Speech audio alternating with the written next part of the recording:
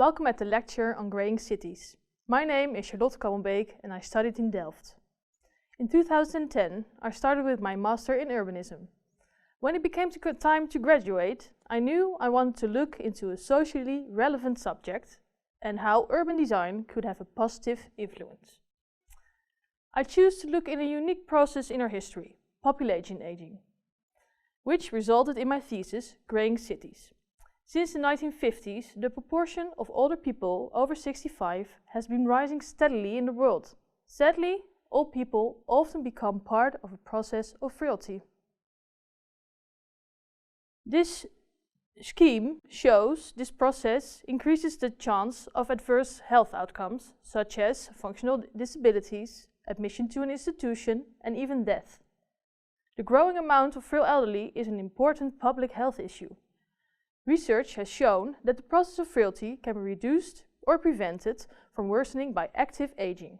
Urban design can be a powerful tool to encourage active aging. Design of the built environment is particularly important for older people. With walking as their main mode of transportation, elderly are often limited to their nearby surroundings. A declining health can make them more susceptible to barriers in them.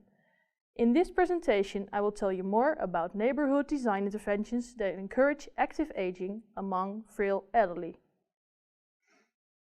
I have combined these findings of researchers in health, planning, and environmental fields.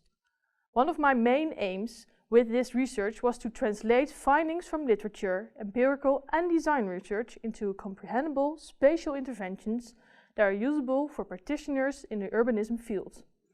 Therefore, I've made a booklet containing design principles which practitioners can use. The method that I've used is that of the booklet of Christopher Alexander, the founder of the pattern language. Each design principle has the same format. First, there's a picture, which shows an archetypical example of the principle. Second, after the picture, each principle has an introductory paragraph, which sets the context to the principle.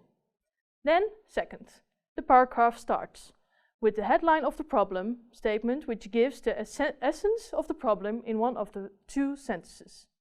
And then follows the body of the problem, the longest section. It gives the empirical background of the principle. Then, the solution. This solution is explained in the form of an instruction. After the solution, there's a diagram, which shows the solution in the form of, yes, a diagram. In the literature research that I've done, I have found 39 different neighborhood design interventions that encourage active aging. The design interventions can be divided into 6 interrelated themes: familiarity, accessibility, distinctiveness, legibility, comfort, and safety. First, familiarity. Many frail elderly find unfamiliar environments and features increasingly stressful to cope with and tend to restrict their activities to familiar local places as they grow older.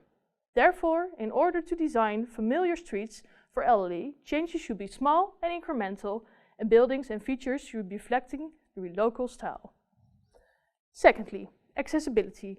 Accessible neighborhoods have streets that enable elderly to reach, enter, use, and walk around places they wish to visit.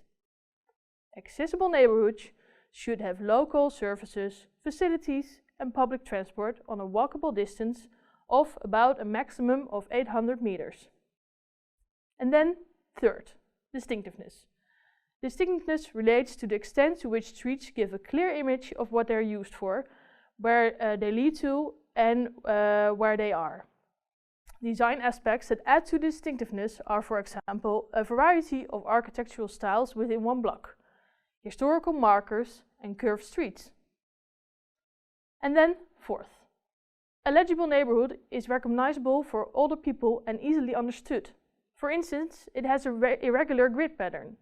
The street pattern should be supported on the street level by clear signs and symbols, and buildings reflecting their use with visible and obvious entrances, so older people know where to go. And then, comfort. Comfortable streets are calm, welcoming, and pedestrian-friendly, with services and facilities required by older people and people experiencing contemporary or permanent incapacity. Interventions that help elderly feel more comfortable are widening sidewalks, creating buffer zones between sidewalks and streets, and adding benches that provide places to rest. And then, last but not least, safety.